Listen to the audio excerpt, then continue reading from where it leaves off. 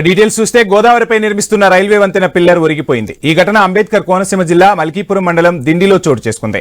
Railway వంతెన నిర్మాణంలో భాగంగా చేపట్టిన కట్టడాల్లో 6వ నెంబర్ పిల్లర్ 50 అడుగుల లోతుకు దిగాల్సి ఉంది. అయితే 23 అడుగుల లోతుకు వెళ్లగానే పక్కకు ఒరిగిపోయింది. ఇది సాంకేతిక సమస్య వల్ల జరిగిందా లేక నిర్మాణంలో లోపాలు ఉన్నాయా అనే దానిపై సందేహాలు నెలకొన్నాయి. రైల్వే పనులు మొదలుపెట్టి ఇప్పటికే 20 ఏళ్లైంది. ఇప్పటికీ నిర్మాణ పనులు కొలిక్కి రాలేదు. ఇప్పుడు నిర్మాణ దశలోనే పిల్లర్ ఒరిగిపోవడం కలకలం రేపుతోంది.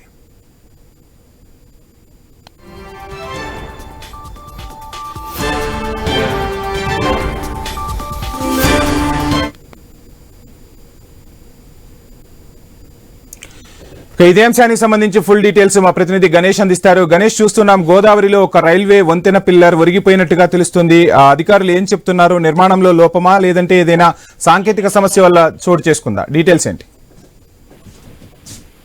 అంటే 2 రోజుల క్రితం ఐ న్యూస్ లో కోనసీమకు కొత్త రైల్వే అని చెప్పి ఒక స్టోరీ వేయడం జరిగింది. ఆ స్టోరీ కామెంట్లలో 6వ నెంబర్ పిల్లర్ ఒరిగింది అన్న సమాచారం తెలుసుకుని వాస్తవాన్ని ప్రజలకు చూపించేందుకు ఐ న్యూస్ ప్రయత్నం చేయడం జరిగింది. వాస్తవంగానే ఈ వశిష్ఠ నది మీద ఉన్నటువంటి 6వ నెంబర్ పిల్లర్ ఒరిగి ఉండడాన్ని మనం ఐడెంటిఫై చేయడం జరిగింది. మనం విజువల్స్ లో చూడొచ్చు.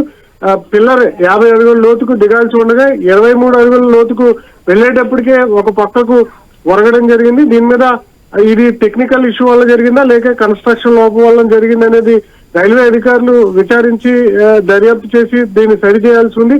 20 రోజుల నుంచి ఈ సమస్య ఉన్నట్లుగా స్థానిక నుంచి చెప్తూ ఉన్నారు. ప్రస్తుతం వర్షాకాలం నేపథ్యంలో మనం విజువల్స్ లో చూడొచ్చు.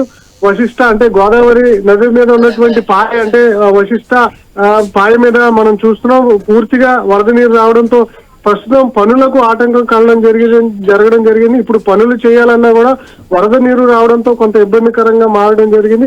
అయితే వరద నీరు తగ్గిన తర్వాత ఈ సమస్యను సాల్వ్ చేసేటువంటి అవకాశం కనిపిస్తుంది. అయితే ఇంత భారీ పిల్లలు వంగడంతో దీన్ని మళ్ళీ తీయడం కష్టమే అని చెప్పి చాలా మంది అధికారులు చెప్తున్నారు.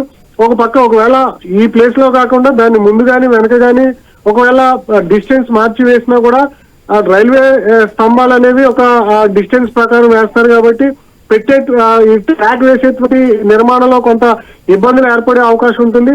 కాబట్టి ఎక్కడైతే పిల్లర్ ఉండిందో అదే ప్రాంతంలో మరొక పిల్లర్ పడాల్సి ఉంది. అయితే ఈ పిల్లర్ తీసి కొత్త పిల్లర్ వేస్తారా లేదా దీన్నే సరి చేసి ఈ నిర్మాణానికి ఉపయోగిస్తారనేది చూడాల్సి ఉంది. కోనసీమ వాసులు కొత్త రైల్వే లైన్ కోసం శతాబ్దాల కాలంగా ఎదురు చూస్తున్నారు. 1999లో దీనికి శంకుస్థాపన జరిగింది కోటిపల్లి నర్సాపురం రైల్వే లైన్ కి. అప్పటి నుంచి కూడా ఇప్పటి వరకు రైల్వే లైన్ కి ముందుకు సాగడం లేదు. భూసేకరణకు ఇటీవల హైకోర్టు లైన్ క్లియర్ చేయడం జరిగింది.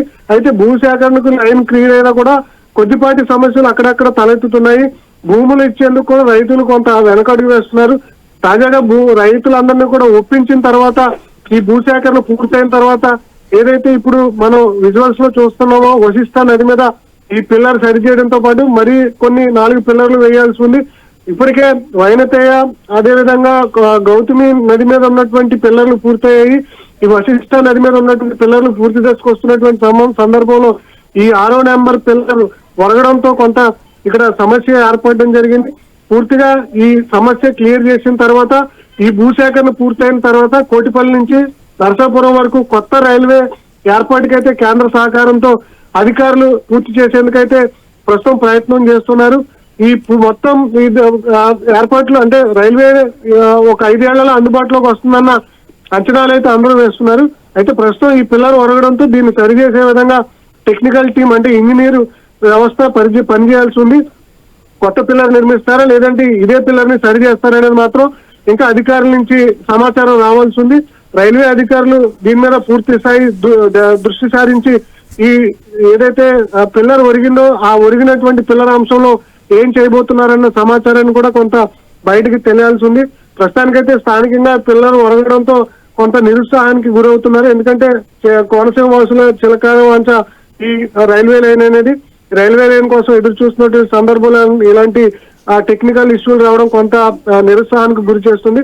దీని మీద ఎప్పటిలోగా చర్యలు తీసుకుంటారనే చూడాల్సి ఉంది. Right, thank you Ganesh.